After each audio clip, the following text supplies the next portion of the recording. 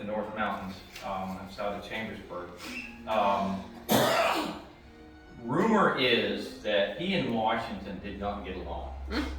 And part of that's substantiated by the fact that when he was actually captured in the Battle of Three Rivers in Quebec, it took 3 years before they actually bargained, because they did that all the time in the Revolutionary War. The officers were bargained for in exchange across the lines, and he sat in a brig for 3 years where he got disease, and then they ended up letting him go, paroling him they called it, and he came back here and died in 1781.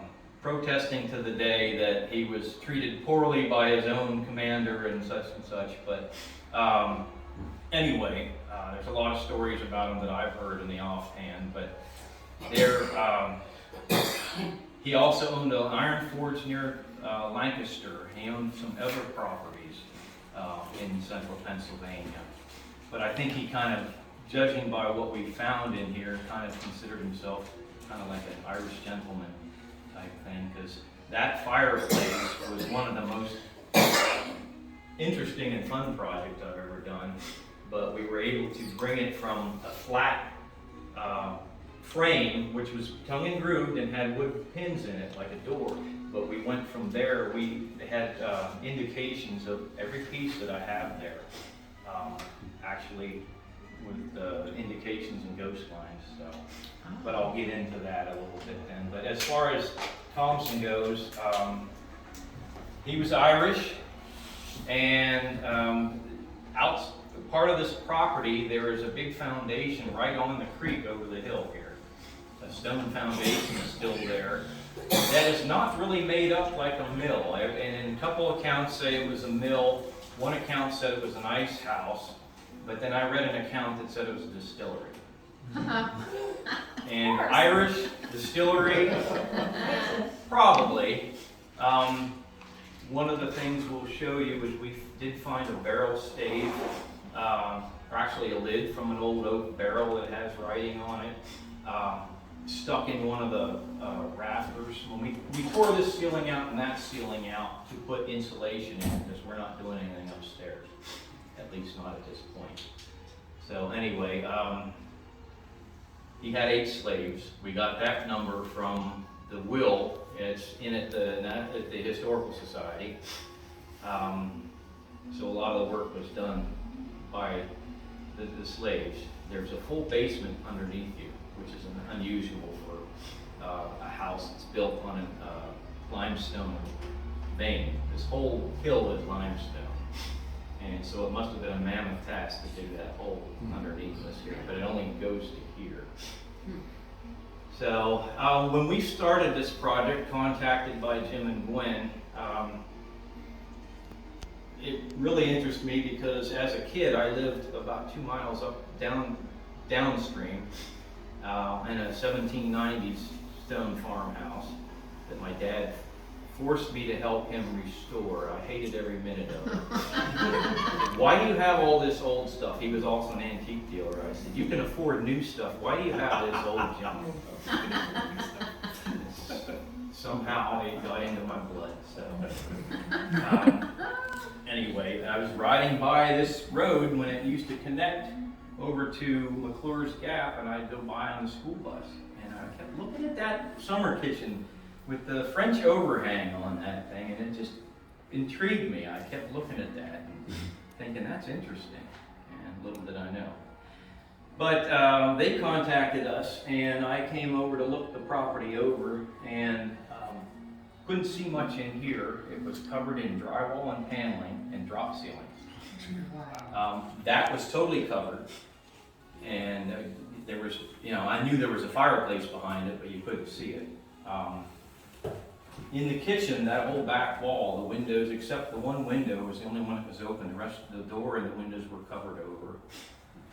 They asked us to work on the summer kitchen first, and I had never seen a basement in a summer kitchen, a full basement in the summer kitchen, which led us to believe eventually when we tore the siding off and redid it, we found indications that there was a log building there prior.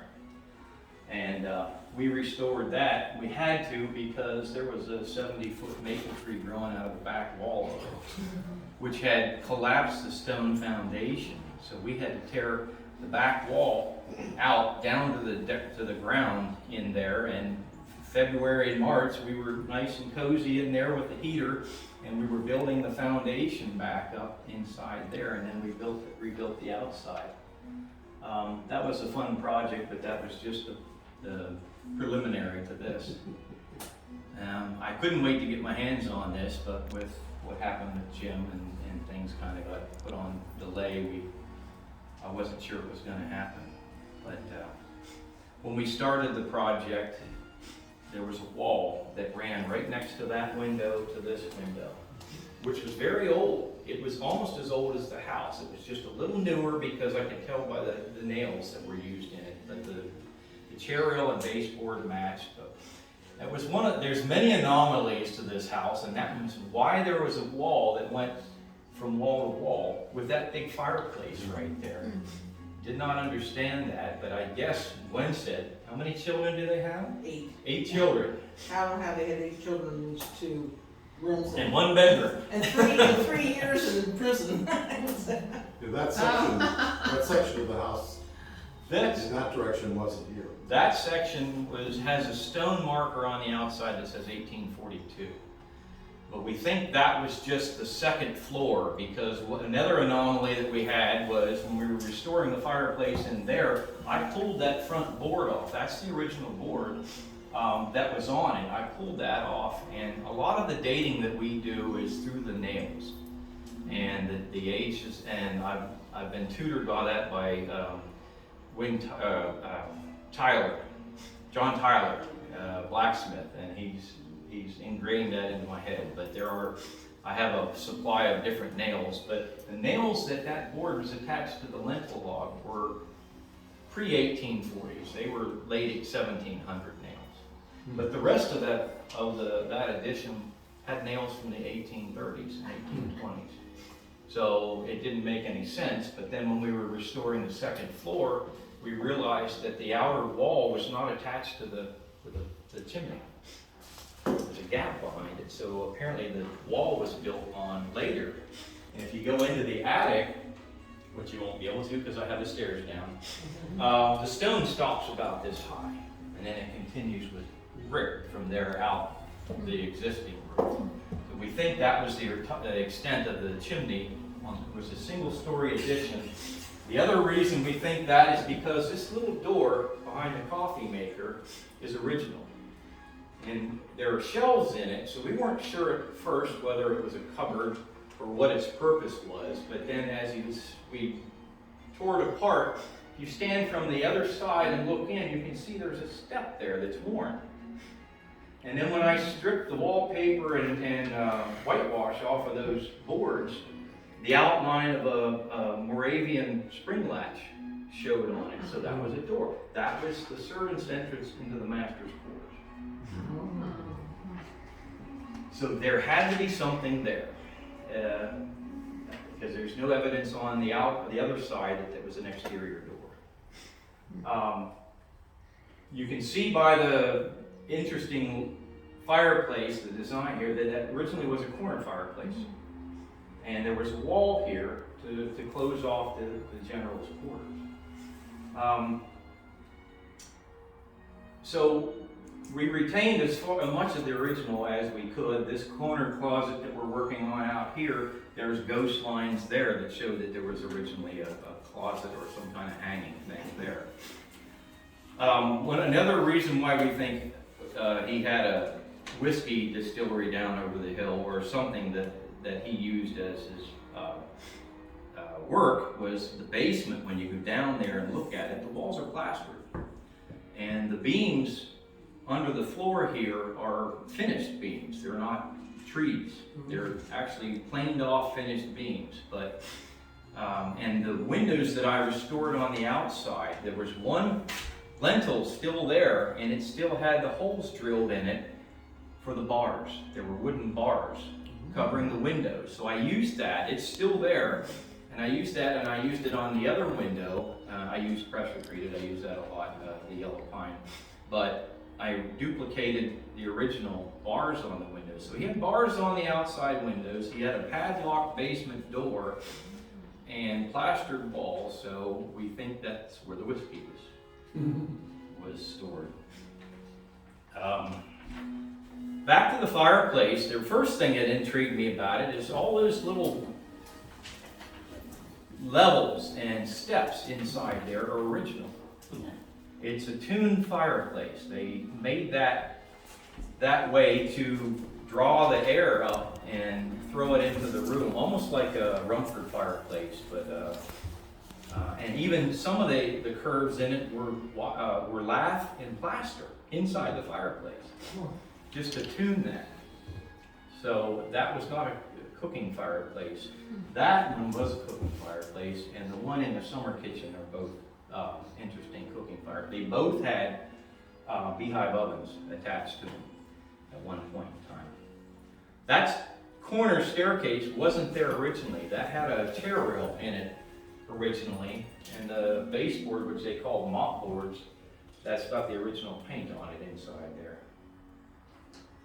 So if you go up in the attic, there's some other interesting anomalies that we was talking about. There's an exterior door on the second floor of the end of the attic, where I think that's where the slaves came in and out, because some of the slave owners considered there were exterior outside slaves and inside slaves. And you can see by the window beside the door in there, outside slaves would hand the wood through the window, and then the inside slaves would stack it next to the fireplace.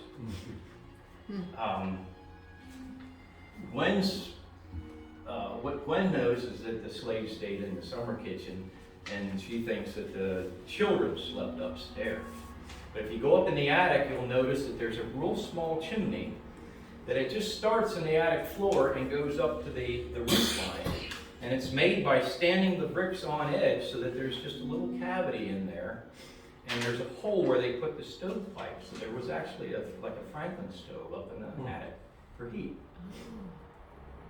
So they used the attic as part of the living spaces.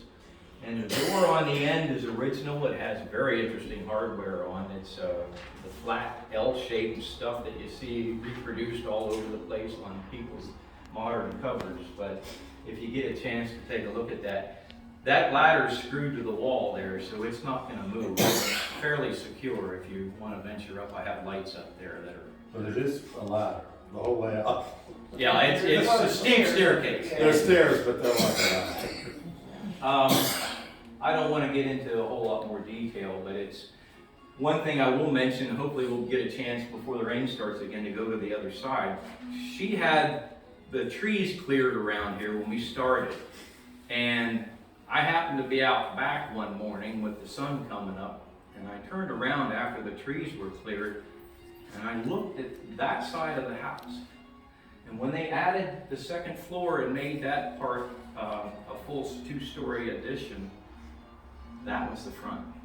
If you look at it, there's keystones over the doorways and the lower windows out here. So that's actually the front when they added this addition. Beautiful view of the house back there. And it caused us a lot of consternation because originally the addition was supposed to be built back there.